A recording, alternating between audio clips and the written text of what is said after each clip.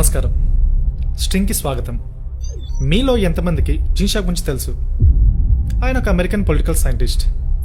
Violence లేకుండా democratic వేలోనే ఒక గవర్నమెంట్ని ఎలా పడగొట్టాలన్న దానిపై ఒక బుక్ రాశాడు. ఆయన పొలిటికల్ సైన్స్ ప్రొఫెసర్ కూడా. సో అతని పిహెచ్డీలో భాగంగా మహాత్మా గాంధీ ఇంకా హెన్రీ డేవిడ్ థరూ గురించి బాగా స్టడీ చేశాడు. నాన్ వైలెన్స్ మెథడ్ని యూజ్ చేసుకుని ఒక దేశాన్ని ఎలా నాశనం చేయాలి అన్న దానిపై కొన్ని స్ట్రాటజీస్ ప్రపోజ్ చేశాడు.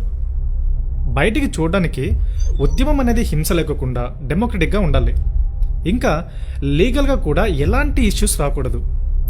పబ్లిక్తో మాట్లాడటం మాత్రం శాంతి గురించి మాట్లాడాలి, కానీ అది గవర్నమెంట్ని బాగా ఇంపాక్ట్ చేయాలి. అది గవర్నమెంట్ ఫంక్షనాలిటీస్ని దెబ్బ కొట్టి ఎటువంటి యాక్షన్ని ఇంప్లిమెంట్ చేయనీయకుండా చేయాలి. ఇంకేముంది, దాంతో గవర్నమెంట్ వీక్ అయిపోతుంది. చివరికి గవర్నమెంట్లో ఉండే వేరియస్ డిపార్ట్మెంట్స్ మరియు గవర్నమెంట్కి బ్యాక్ బోన్ లాగా ఉండాల్సిన డిపార్ట్మెంట్స్ అన్నీ పనికి రాకుండా పోతాయి. ఇక ఆ గవర్నమెంట్ దాంతట అదే కుప్పకూలిపోతుంది. ఇదే జీన్ షాప్ థియరీ. ఈయన ఫ్రమ్ డిక్టేటర్షిప్ టు డెమోక్రసీ అనే బుక్ రాశాడు. ఇంకా గవర్నమెంట్ని పడగొట్టడానికి కావాల్సిన 100 మెథడ్స్ గురించి చాలా బుక్స్ రాశాడు. ఈ 100లో మీరు జస్ట్ కొన్ని మెథడ్స్ ఫాలో అవుతే చాలు, మనం గవర్నమెంట్ని కంప్లీట్గా నాశనం చేయొచ్చు. కొంతమంది ఈ జీన్ షాప్ థియరీని ఈజిప్ట్లోని తహ్రీన్ స్క్వేర్లో ఇంప్లిమెంట్ చేశారు. ఎక్కడి నుంచో కొన్ని లక్షల జనం వచ్చి గ్యాదర్ అవ్వడం వల్ల అక్కడ సడన్గా గవర్నమెంట్ ప్యారలైజ్ అయిపోయింది. హుస్ని ముబారక్ పవర్ నుంచి దిగిపోయాడు. తర్వాత ఏం జరిగిందో అందరికి తెలుసు. రష్యాకు అగెనెస్ట్గా ఉక్రెయిన్లో ఇవే మెథడ్స్ని ఫాలో అయ్యారు. సేమ్ జీన్ షాప్ మెథడ్స్ గవర్నమెంట్ని డిఫ్యూజ్ చేయడానికి ఎక్కడి నుంచో లక్షల్లో జనం వచ్చి ఒకచోట గ్యాదర్ అవుతారు.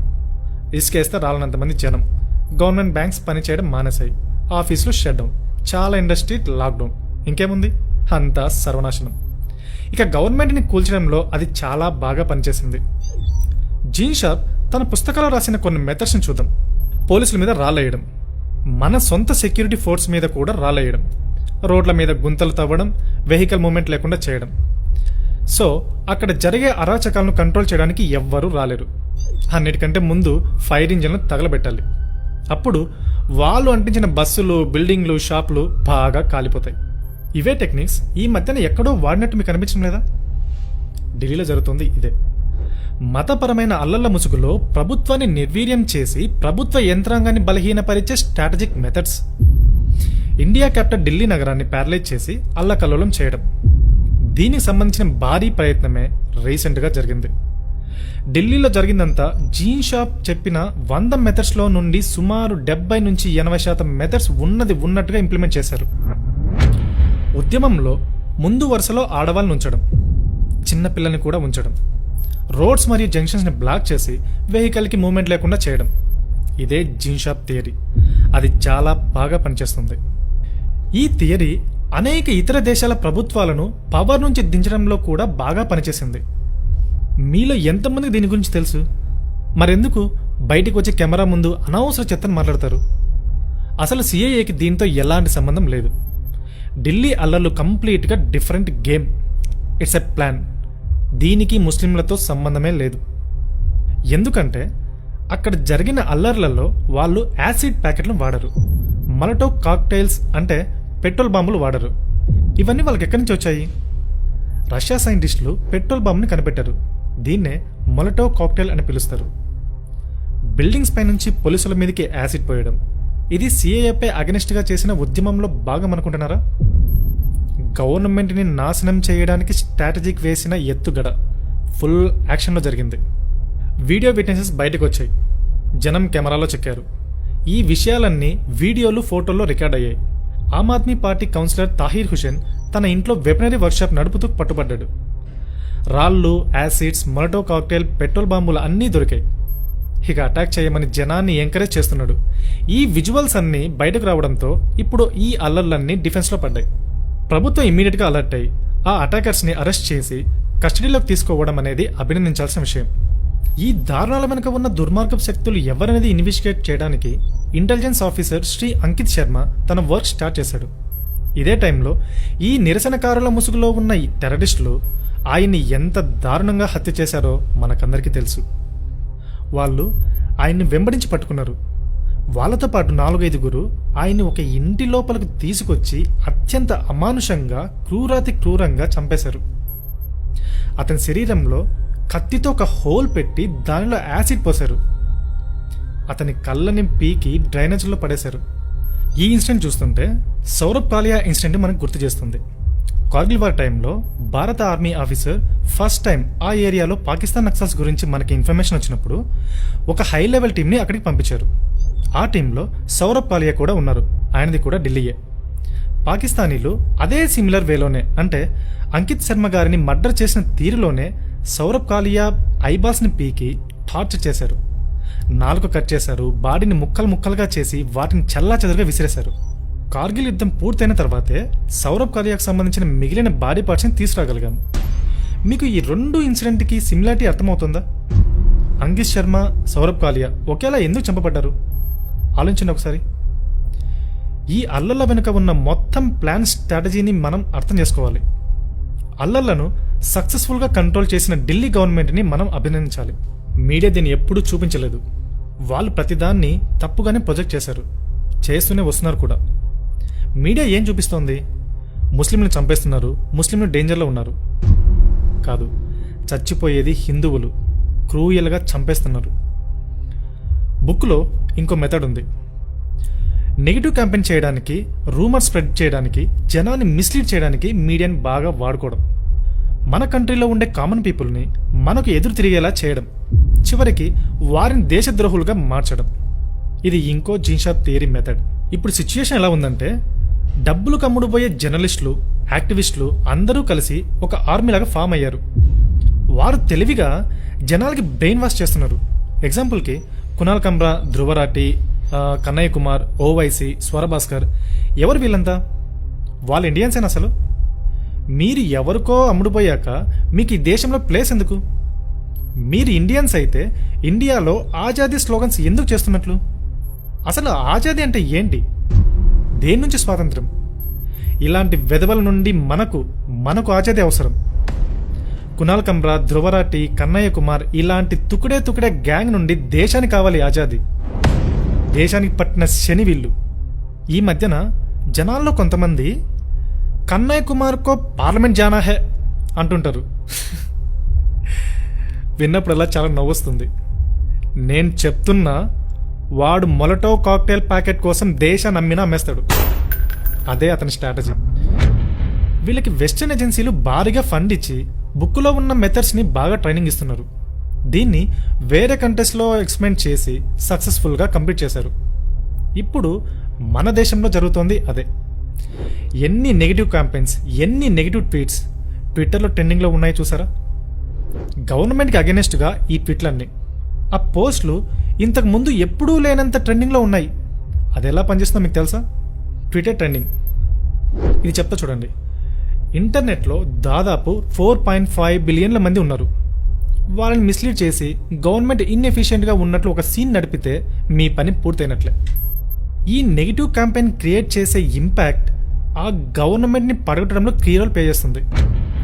జీన్షాప్ థియరీ ప్రకారం గవర్నమెంట్ని బలోపేతం చేసే కొన్ని వ్యవస్థలు ఉన్నాయి. మొదట వాటిని పూర్తిగా డిఫ్యూజ్ చేయాలి. అందుకే వాళ్ళు ఇప్పుడు సద్గురు, బాబా రామ్దేవ్ లాంటి ఆధ్యాత్మిక సంస్థల మీద దాడి చేస్తున్నారు. చూడండి, భూమి మీద సద్గురు లాజిక్ని ఎవ్వరూ బీట్ చేయలేరు. ఆయన అద్భుతం. కానీ ఆయన చాలా ఫేమస్ అయిపోయాడు కదా. సో కునాల్ కమ్రా కొన్ని చీప్ ట్రిక్స్ చేస్తున్నాడు. సద్గురు లాజిక్ని రాంగ్ అని ప్రూవ్ చేసేంత ఇది నీకుంటే నువ్వు ఆయన్ని క్వశ్చన్ చేస్తావు. నువ్వు సద్గురులో లోపం పెంచలేవని నీకు బాగా తెలుసు, కానీ నువ్వు ఆయన్ని ద్వేషిస్తావు. సద్గురుని ఆపకపోతే దేశాన్ని నాశనం చేయాలని నీ టార్గెట్ ఫెయిల్ అవుతుంది కదా.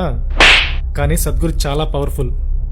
కునాల్ కమ్రా సద్గురు రెప్యుటేషన్ తగ్గించడానికి తన సాయి శక్తులా పనిచేస్తున్నాడు. కానీ ఏమీ వర్క్ అవ్వట్లేదు పాపం. 1 బిలియన్ మందికి పైగా సద్గురుని ఫాలో అవుతున్నారు. నువ్వు ఆయన్ని లాజిక్లెస్ చేయలేవు.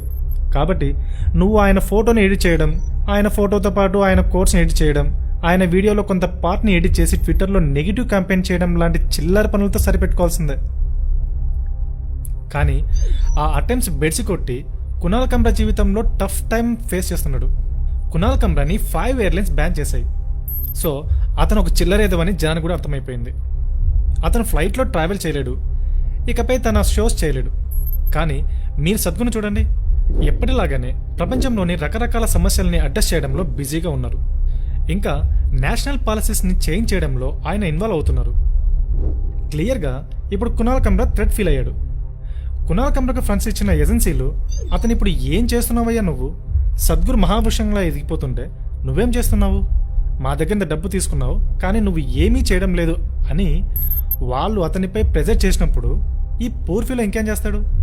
సద్గురు కోట్స్పై తన సొంత చెత్తను రాయడం, సద్గురు ఇమేజ్ను ఎడిట్ చేయడం, ఇలాంటి చిన్న పనులు కాకపోతే ఈ కునాల్ కమ్రా వదిలిన పెంటను క్యాచ్ చేయడానికి కాసు కూర్చునే ట్విట్టర్ కుక్కలు ఆ ట్వీట్ని కనీసం చదవకుండా రీట్వీట్ చేస్తాయి. ట్విట్టర్లో ట్రెండింగ్ చేయడానికి 25 మంది ఇన్ఫ్లుయెన్సర్స్ గ్రూప్ ఉంటే చాలు. మీకు తెలుసా, వీళ్ళందరూ సాయంత్రం లేదా రాత్రిపూటని దానికి కన్వీనియంట్గా వాడుకుంటారు. వాటిని రీట్వీట్ చేసే వాళ్లకు భారీ నెట్వర్కే ఉంటుంది. వారిలో చాలామంది అసలు పోస్ట్ కూడా చదవరు. అది ఎలా ఉంటుందంటే, హే నేను సద్గురుకు ట్రోల్ ఒకటి పెట్టా, లెట్స్ ట్రెండ్ బ్రో, అంతే. వాళ్ళు ఫుల్ నైట్ అదే పని. రాత్రి ఎందుకో తెలుసా, వెస్ట్రన్ కంట్రీస్లోని జనాలు యాక్టివ్గా ఉండే టైం అదే కాబట్టి దీన్ని చూసి వాళ్ళు కూడా సపోర్ట్ చేస్తారు. దీన్ని ఎలా ఆపాలి? ఏదైనా దారుందా? ఎస్, ఖచ్చితంగా ఒక దారుంది. జనం కునాల్ కమ్రా, ధ్రువరాటి లాంటి వాళ్ళని రిపోర్ట్ చేసి తప్పుడు కూతలు కూసినందుకు కేసు వేయాలి. అనవసరమైన చెత్త కాకుండా పాజిటివ్ విషయాలను ట్రెండ్ చేయడం స్టార్ట్ చేయాలి. కానీ ఎవరికీ పట్టి పట్టినట్లు ఉంటున్నారు.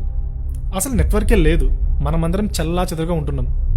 రాంగ్ ఇన్ఫర్మేషన్కి ఉన్న ఇంటెన్సిటీని ఎవ్వరూ అర్థం చేసుకోవడం లేదు. ఒక ముస్లింని ఎవరైనా కొడితే అతడు సింపుల్గా ఇంటికెళ్ళి ఢిల్లీలోని హెడ్ క్వార్టర్స్కి ఒక మెయిల్ పంపుతాడు. వాళ్ళకి చాలా పెద్ద నెట్వర్క్ ఉంటుంది. వాళ్ళు లోకల్ ఏరియాస్కి ఇన్ఫర్మేషన్ పంపుతారు, ఇంతే. ఇక వెంటనే 100 మంది సపోర్ట్గా వస్తారు. వారు మైనారిటీయే కానీ వాళ్ళ బలం చూడండి. కానీ మిమ్మల్ని ఎవరైనా కొడితే ఎంతమంది వస్తారు? మీ ఫ్రెండ్స్, మీ నాన్న, మీ పేరెంట్స్, వీళ్ళు ముగ్గురే, అంతే. ఎందుకంటే నెట్వర్కే లేదు కాబట్టి. జనం చాలా రిలాక్స్డ్గా ఉన్నారు, అంతా బాగానే ఉందనుకుంటున్నారు. మీ ఇంటి పక్కన బాంబు పేలితే గానీ రెస్పాండ్ అవ్వరా? మనిషి చనిపోయినప్పుడు బాడీ 5 నిమిషాలు డీకంపోజ్ అవ్వడం స్టార్ట్ అవుతుంది. బాడీ లోపల కొంత బ్యాక్టీరియా ఉంటుంది, అది లోపల నుండి డీకంపోజ్ చేస్తుంది. శరీరం బయట ఉన్న బ్యాక్టీరియా బయట నుండి అటాక్ చేస్తుంది. జీవం ఉన్నంత వరకు బాడీలో ప్రొటెక్షన్ ఉంటుంది. జీవం పోగానే బ్యాక్టీరియా బాడీ మొత్తాన్ని తినేస్తుంది. సిమిలర్గా మన దేశాన్ని ఒక బాడీ అనుకుంటే దేశాన్ని నాశనం చేయడానికి కాన్స్టాంట్గా వర్క్ చేసే ఇంటర్నల్ బ్యాక్టీరియా ఉంటుంది. ఎగ్జాంపుల్కు Kunal Kamra, ధ్రువరాటి, Swara Bhaskar, quint, wire, etcetera etcetera. ఇక పాకిస్తాన్, బంగ్లాదేశ్ లాంటివి ఎక్స్టర్నల్ వైరస్.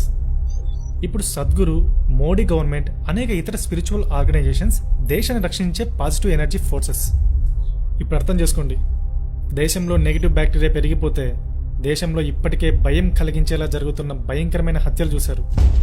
ఆడవాళ్ళపై రేపులు నార్మల్ అయిపోతాయి. చాలా చాలా దారుణాలు, చెప్పడానికి వీలులేని ఘోరాలు. ఇవన్నీ జరగడానికి మనకు కనిపించే ఒకే ఒక కారణం ఏంటంటే, మనకు మంచి విషయాలు, పాజిటివ్ విషయాలను ట్వీట్ చేయడానికి కమిటెడ్ గ్రూప్ లేదు. మనమంతా చెల్లాచెదరుగా ఉన్నాం.